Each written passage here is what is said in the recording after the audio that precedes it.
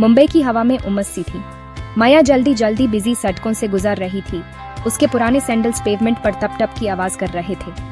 वो अपनी छाती से एक बग भिंच के पकड़े हुए थी। उसकी पतली सी बॉडी में एक अजीब सी ताकत थी। एक छोटी सी गली में पहुंचकर माया रुकी। लाइब्रेरी बस थोड़ी दूर थी उसका मंदिर, मतलब जहां यूज शांति मिलती थी, प्योर काओस के बीच में। जैसे ही वो अंदर गई, पुरानी किताबों और स्याही की खुशबू ने उसे घेर लिया।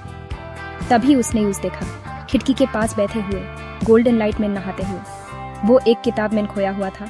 उसका माथा चिंता में सिकुड़ा हुआ था। वो हैंडसम तो था, लेकिन उसकी आंखों में एक घम सा दिख रहा था।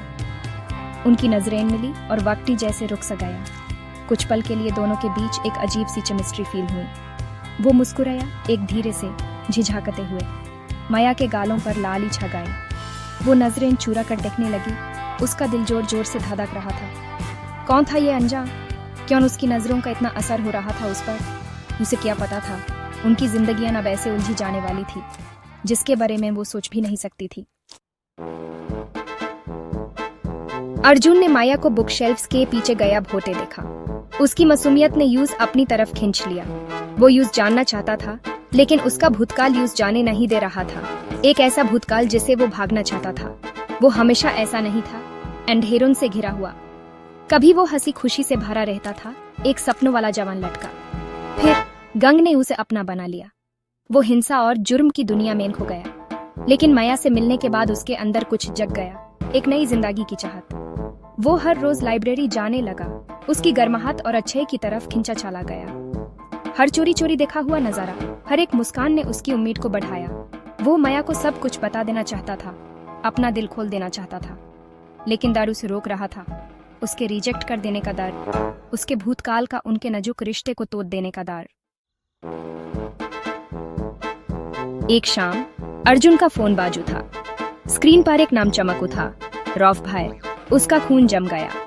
रौफ भाई, उसका पुराना गैंग लीडर, जिसे वो कभी बच नहीं सका। रौफ भाई की आवाज में धमकी थी।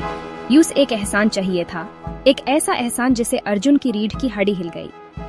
अर्जुन जानता था इनकार करने का मतलब क्या है। इसका मतलब था खुद को और माया को खतरे में डालना। वो फांस गया था, माया के लिए प्यार और अपने भूतकाल के खतरे के बीच में।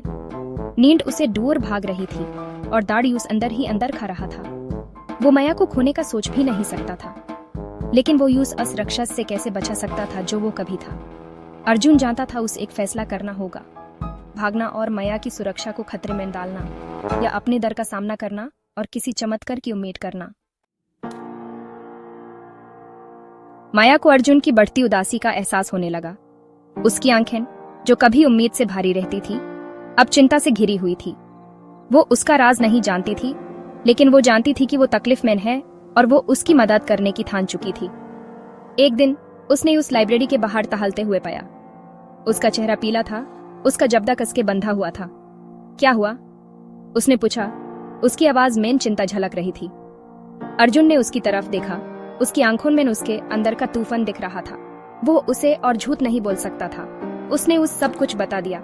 उसकी आवाज कंप रही थी जब वो अपने भूतकाल, अपने दार और उसके लिए अपने प्यार के बारे में बता रहा था। माया बिना किसी जजमेंट के सुनती रही। उसके भूतकाल ने उसे नहीं डराया। उसकी तकलीफ ने उसका दिल तोड़ दिया। जब वो खत्म हुआ तो उसने उसका हाथ अपने हाथ में ले लिया। हम इसका सामना साथ मिलकर करेंगे, उसने फुसा फुसा कर कहा। उसके शब्द उम्मीद की किरण थे। उन्होंने अर्जुन को आखिरकार खुद को आजाद करने की ताकत दी। वो पुलिस के पास गया और सब कुछ बता दिया। यह एक लंबी और कठिन प्रक्रिया थी, लेकिन माया के साथ उसने अपने डर का सामना किया।